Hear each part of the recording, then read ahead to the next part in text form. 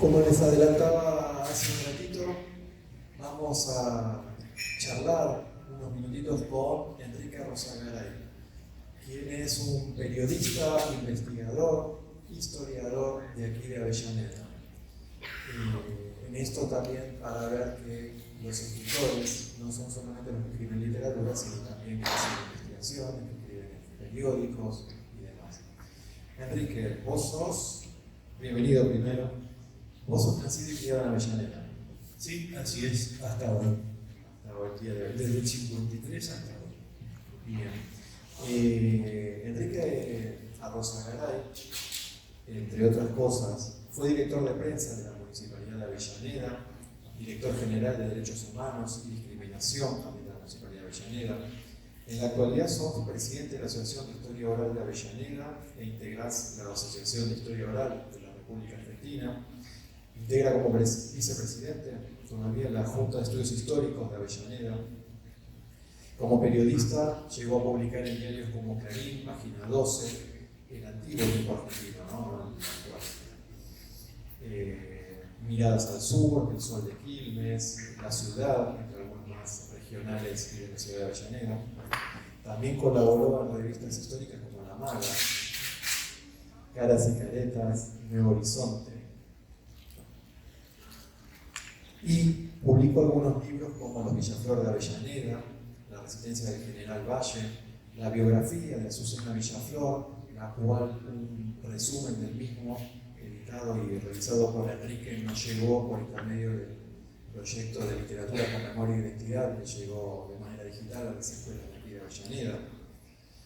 Algunos libros sobre la vida de Rodolfo Walsh, el último de dramaturgo guerrillero, fue presentado este año también en la Feria Internacional del Libro de Buenos Aires. Y también sobre Josefina Pepa de Noia, una madre de la primera hora. También fue documentalista, conferencista, coordinador y panelista en distintos encuentros y congresos de historia oral. Entonces, como para arrancar, ¿no? Y en conmemoración también, como veníamos diciendo durante la mañana, este día del escritor bonaerense, conmemorando el nacimiento de Pedro Bonifacio Palacios, justamente un 13 de mayo, pero de 1966, ocurrió aquí a una cuadrita, no muy lejos de acá, un hecho que quizás haya marcado, por lo que leí en alguna entrevista, que la lectura del libro de ese hecho marcó como tu comienzo en la profesión de investigador, ¿puede ser? Sí, puede ser. Gracias por la invitación, amigo de también. Efectivamente, acá enfrente, donde estuvo esta sede de Pertuti, hasta hace poco que la tiraron abajo, ahí hubo un bar, o varios bares, desde el principio del siglo pasado. Por lo menos en los 50 y los 60 ese bar se llamaba La Real. Creo que existió hasta el 70 largos con ese nombre. Después la cadena Pertuti barrió con lugares de nuestra ciudad y de otras ciudades. Ahí a esta fecha, hace ya muchos años, en el 66, como dice el amigo Sergio, ocurrió un hecho que Walsh hizo trascender a todos nosotros bajo un libro que él tituló ¿Quién mató a Rosendo?, que lo editó, la primera edición salió en el 69. Todavía estaba calentito el hecho. En ese incidente que se da acá enfrente, la patota de un dirigente sindical muy famoso para nuestra ciudad, el Lobo Bandor, dirigente del gremio de los metalúrgicos, mató a el griego Blajakis, Domingo Blajakis, un vecino de Herli, y a Juan Salazar, un vecino de Wilde, y también mató al secretario general de la UOM de esta ciudad, Rosendo García.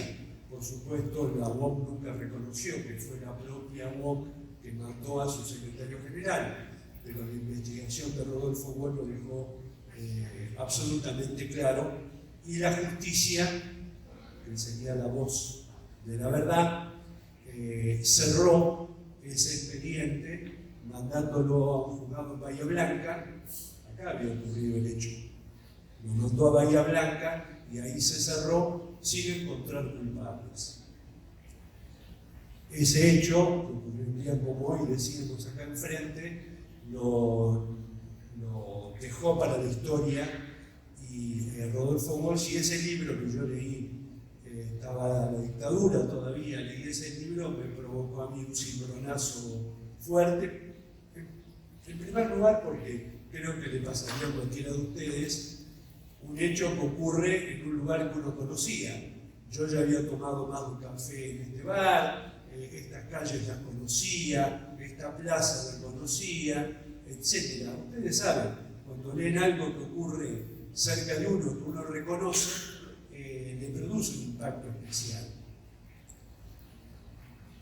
A mí me impactó, y además me impactó porque me parecía, maleducado de mi parte, me parecía que a Rodolfo Walsh o se le habían escapado algunos hechos o había algunos detalles que él desconocía y que yo fui sabiendo a lo largo de los años.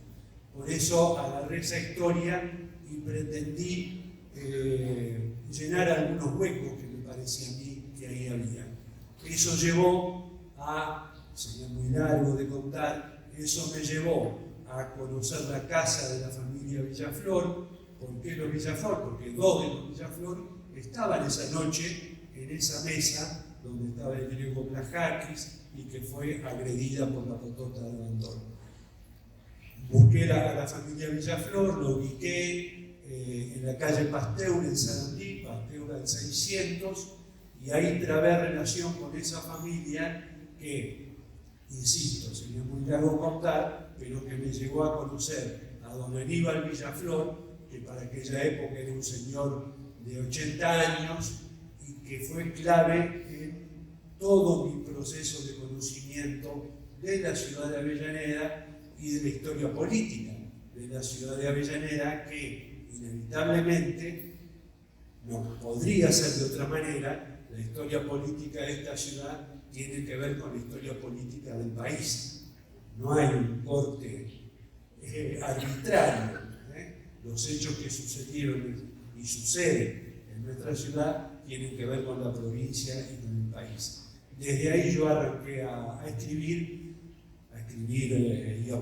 y a publicar, digamos. Yo escribo desde pibe, pero a escribir con el objetivo de publicar, y bueno, ahí arrancaron una serie de libros que llegan a trabajo. Como decís, el conocimiento de la familia Villaflor con el tiempo te lleva a publicar este libro, Los Villaflor de Avellaneda, ¿no? Y esto que decís que a partir de Aníbal, justamente conociste mejor la propia ciudad y sus hechos. ¿Podrías desarrollar un poquitín? Sí, claro, porque yo tomé contacto con don Aníbal Villaflor, a ver si recuerdo el año más o menos exacto, tiene que haber sido en el 88, 89, ahí. Y este hombre tenía 80 años. Este hombre había nacido en 1905. Por lo tanto, charlando con él, pude recorrer el siglo entero, desde las almacenes del barrio, desde las fondas del barrio, desde los cines del barrio. Conocer, por ejemplo, uno de los primeros cines de esta ciudad estuvo al lado de la Municipalidad Vieja. ¿Vieron esa galería que está en Mitre al 300? En la mitad de cuadra, esa galería que se entra por Mitre y llega hasta la otra cuadra, o al revés, que puede entrar por Levalle y salir a Mitre. Bueno, ahí funcionó un cine que, para mi sorpresa, el viejo me contaba que pagando la entrada uno veía la película, pero accedía a un café y una factura también. Yo traté de imaginarme cómo era eso, que era un cine con mesas, como estaba una butaca con un café apretado poniendo una factura. Bueno,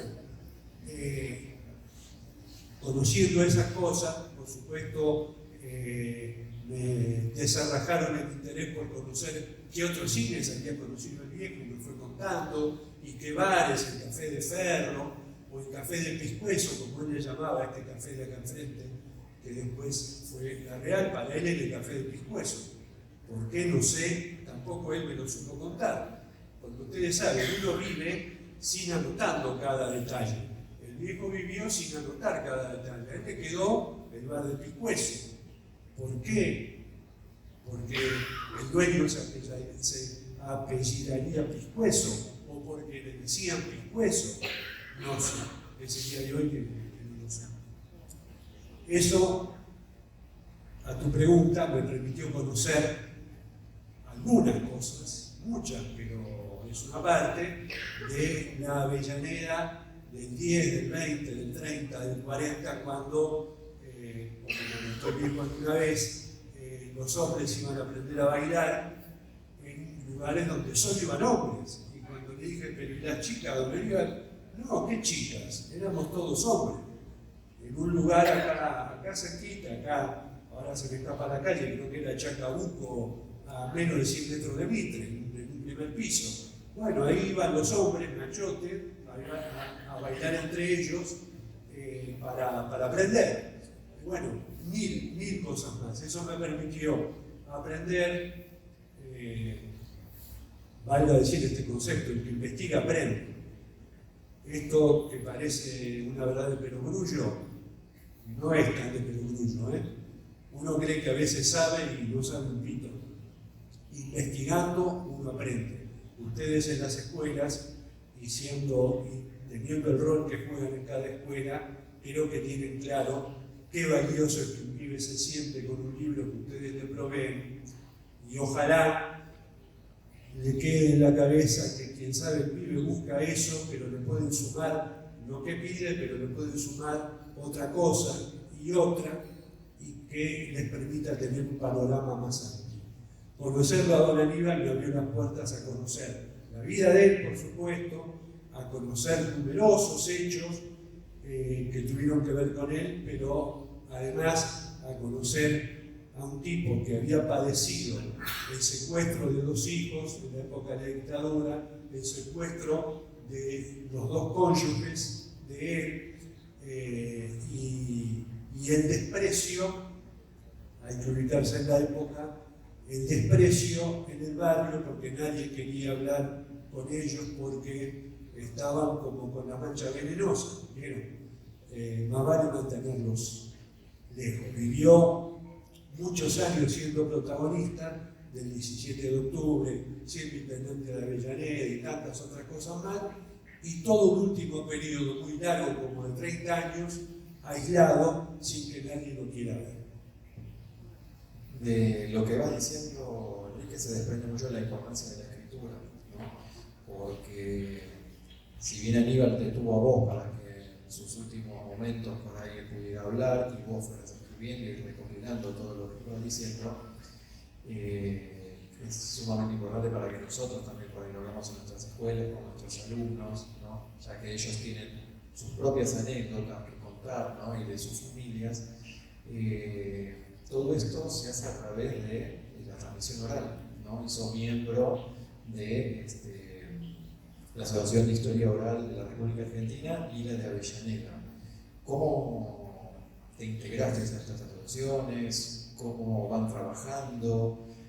¿Cómo funcionan? Digamos, como más allá de la transmisión oral, tiene que quedar algún tipo de registro también de todo eso. Sí. En realidad yo empecé a trabajar con una metodología que es la de la investigación oral, de la historia oral, darle valor a la palabra de protagonistas, a veces brillantes protagonistas, otras veces oscuros protagonistas, pero protagonistas al fin. Mucho antes de saber que existía una organización que se dedicaba a la historia oral, mucho antes de eso.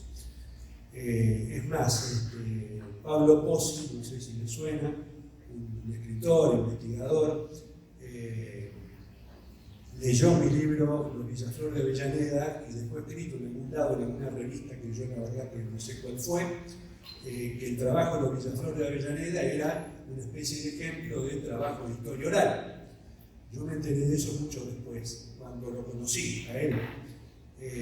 Empecé a investigar con esa metodología, dándole valor a los recuerdos, aunque uno sabe que siempre los recuerdos son parciales y tienen que ver con la experiencia de cada uno, y que a veces los recuerdos pueden ser verídicos o a veces confusos e incluso falsos muchas veces, porque a veces la memoria nos juega malas pasadas. Yo le di valor desde mi primer libro a los recuerdos y a la memoria, y después fui en realidad contactado por personas que en los alrededores, en la capital federal puntualmente, trabajaban con el tema de la historia oral. La historia oral es eso, es darle importancia a la memoria y a los recuerdos de cada uno. Y sabiendo que desde esa experiencia, que es la entrevista, se pueden construir o reconstruir o enriquecer pedacitos de nuestra historia. Desde las escuelas, por supuesto. Yo he ido a muchas escuelas a dar charlas. A mí me suena que siempre son insuficientes, como que siempre hace falta más.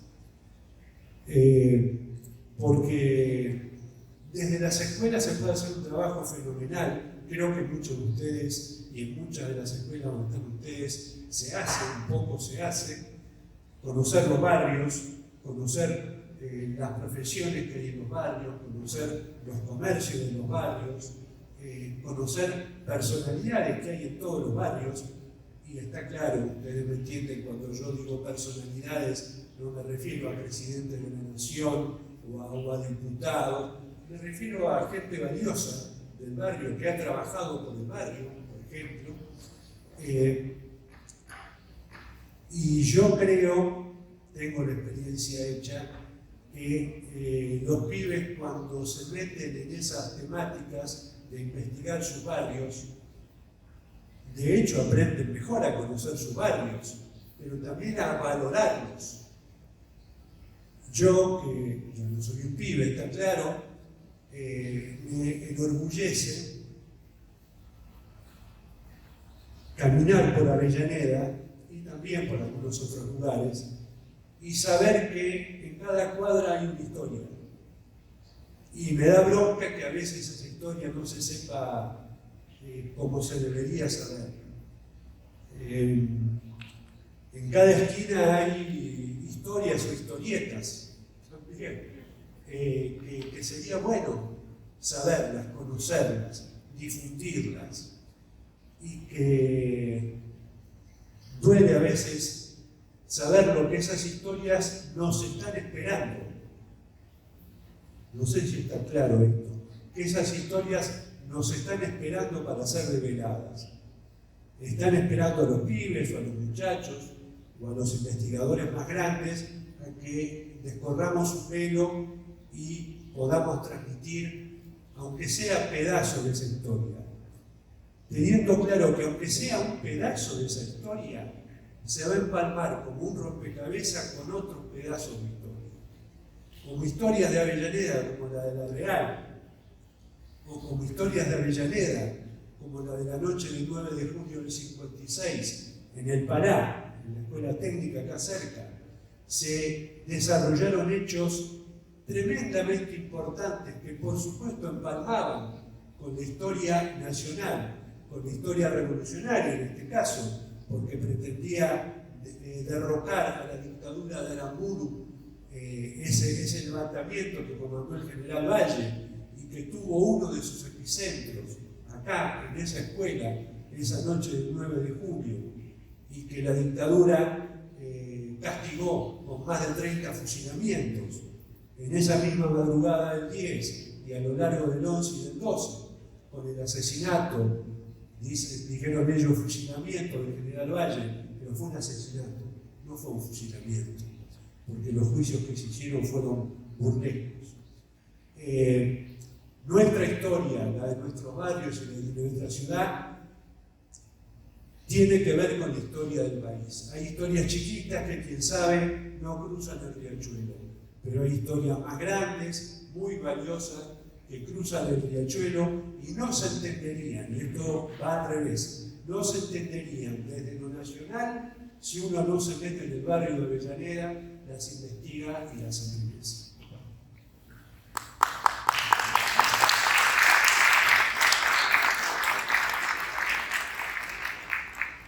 Hay una definición que escuché decir en alguna entrevista también, que dice que historia es tratar de capturar los esfuerzos que hacen los hombres, no solo por vivir mejor, sino por vivir mejor en sociedad.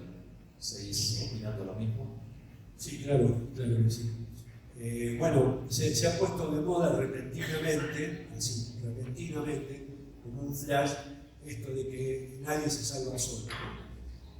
Parece que cayó del cielo, hablando del cielo que también está de moda últimamente, los mensajes del cielo, digo. Y esa es una verdad que por lo menos desde Espartaco para acá es una verdad indiscutible. Nadie se salva solo. Puede ser que alguno pique alguna buena, pero son casos enormemente aislados. Creo yo que desde la docencia eso se entiende mejor todavía, donde se trabaja en grupo y se valora el grupo. Claro que sí, que yo escuchaba una definición tuya previa y que está muy extendida acerca de que como que la literatura es una cosa y la investigación histórico-política es otra. Yo creo que no, yo creo que está estrechamente vinculada una cosa con la otra. Una investigación periodística, histórica, si no se la cuenta bien, parece un manual duro de penetrar. Y me parece que hay una relación, creo que Walsh lo dejó clarito, y no solo Walsh, pero creo que Walsh lo dejó clarito. La literatura ayuda a que la historia sea tomada por los curiosos de mejor manera, siempre y cuando, claro, la literatura no deforme la verdad histórica, sino que ayude a lubricarla, y a que podamos acceder con más suavidad y con más gusto a la historia, a la investigación histórica. A veces es difícil entender, pero un libro, sea literario, sea de investigación histórica, un libro concentra cientos de horas, a veces miles de horas, de esfuerzo de una persona por transmitir un mensaje, una idea, una investigación. A veces un libro se hojea en 10 segundos, se cierra y se deja. Y bueno, lo entiendo, eso es así. Pero son cientos y cientos de horas de laburo, de investigación o de pulir ese texto para que la idea que está en la cabeza llegue con más naturalidad y que el lector pueda agarrarla hasta con ternura. Mirá lo que digo, hasta con ternura, aunque esto se note más en géneros como la poesía, por ejemplo, agarre más el mensaje y el libro, quién sabe, queda olvidado en la biblioteca, pero el mensaje queda guardado adentro. Ese tan conocido poema Pío Anti, creo que es el nombre del poema de Almafuerte, que habla sobre los esfuerzos que hay que hacer, ¿no? Y que uno, si se cae, se tiene que levantar, y si tus caídas son 1000, y él agrega entre guiones, aunque por ley no han de ser tantas, es decir, no mejoras, no te vas a caer tantas veces en la vida, no te hagas la víctima, dicho en otras palabras, no te hagas la víctima. Levantate y caminá. Ese esfuerzo que hace el investigador y el escritor, porque el investigador y el escritor tienen muchas caídas, cuando uno investiga, son muchas las puertas que se cierran, porque a veces hay cosas que no se quieren contar, muchas veces hay cosas que no se quieren contar. Y a veces cuando uno va a los archivos, a veces en los grandes archivos no son siempre simpáticos con uno. Y a veces algunos archivos, como el archivo del ejército, por ejemplo, que alguna vez visité, siempre lo miran a uno como un bicho que quiere capturar algo que ellos prefieren que no se conocen. Por ejemplo, yo pedí en el archivo del ejército las actas de los juicios sumarísimos que se hicieron a los militares que fueron fusilados el 9, 10, 11 y 12 de junio. No, esos archivos no están. Esos archivos no. ¿Cómo que no están? En algún lado están. No puede ser que no estén. En algún lado están. En todo caso, dígame, fueron incinerados, fueron destruidos. No, esos archivos no están. Como con los desaparecidos. ¿Vieron? No están. ¿Cómo que no están? Sí, en algún lado están. Lo que pasa es que hay una decisión política de no difundir esos archivos. Creo que me fui por las ramas. Pero bueno, disculpen. Hay una relación entre la investigación y la literatura. Es bueno agarrar los libros, como creo que le escuché decir a Borges, creo que fue una vez, decir que, bueno, hagan el esfuerzo de leer la primera vez las 30 páginas. Si no están conformes, está bien, ciérrenlo, pero hagan el esfuerzo de avanzar. Con las investigaciones y con la literatura en general, creo que es un buen consejo. Bien, para ir cerrando, o sea, esperando por ahí tener otra entrevista un poco más larga, pero como la jornada tiene otras actividades, vamos a ir cerrando. Algo que nos vamos a encontrar seguramente en la investigación histórica es el llamado revisionismo histórico. ¿Es conveniente hacerlo? ¿Qué podrías aportar con esto? Porque, digamos, este revisionismo siempre se hace a la luz de una generación nueva, ¿no?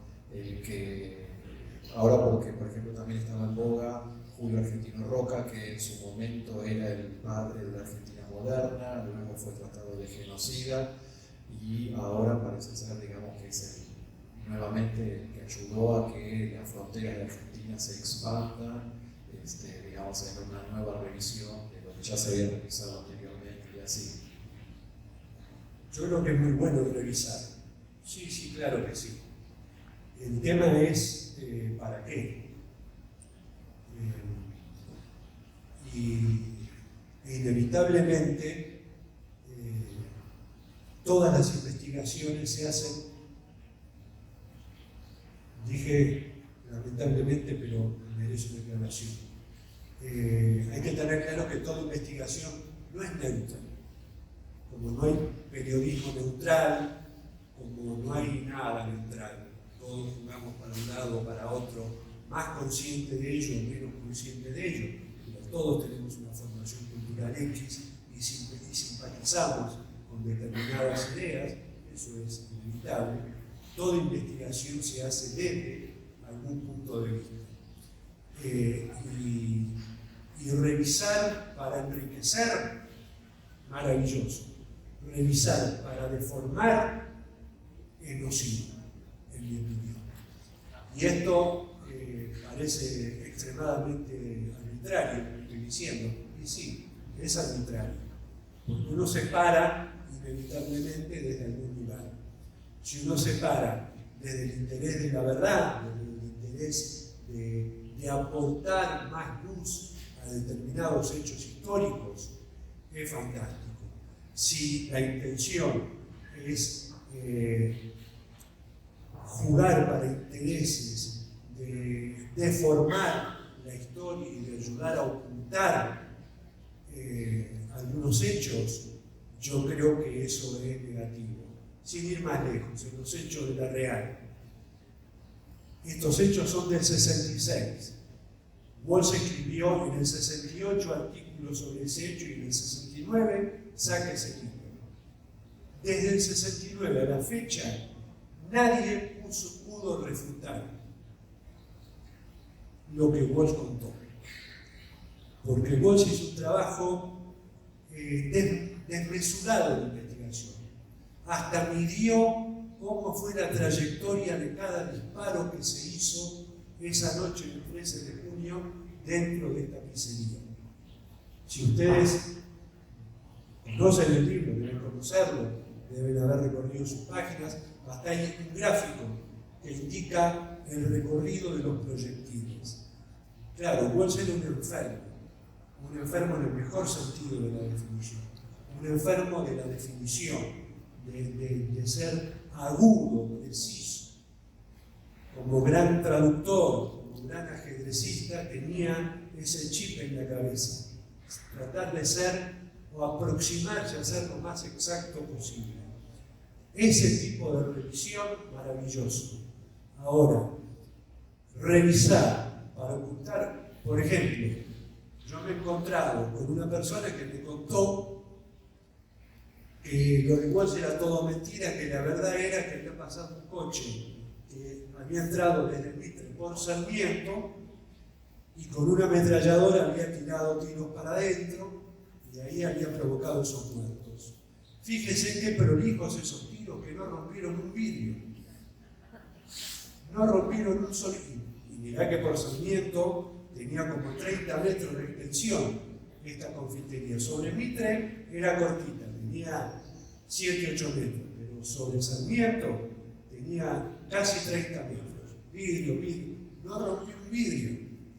Entonces, ¿cómo es eso? El investigador tiene que tener, el investigador honesto, tiene que tener cuidado de no dejarse embaucar por 1000 zancadillas que le hacen en un proceso de investigación. Revisar, sí, muy bien, pero hay que revisar desde el lado de la verdad, y el lado de la verdad no es otro que el lado del pueblo, si me permiten indicar con más precisión desde dónde se hace una investigación. Uno tiene que saber que siempre hay dos sectores. Uno es el de la mayoría, el del pueblo, amplio, gigante, y otro es el de pequeños sectores que trabajan mañana, tarde, noche tras noche para que la verdad, entre comillas, sea la que le conviene a ese sector. Revisar, sí, muy bien, pero con cuidado. Muchas gracias, Andrés.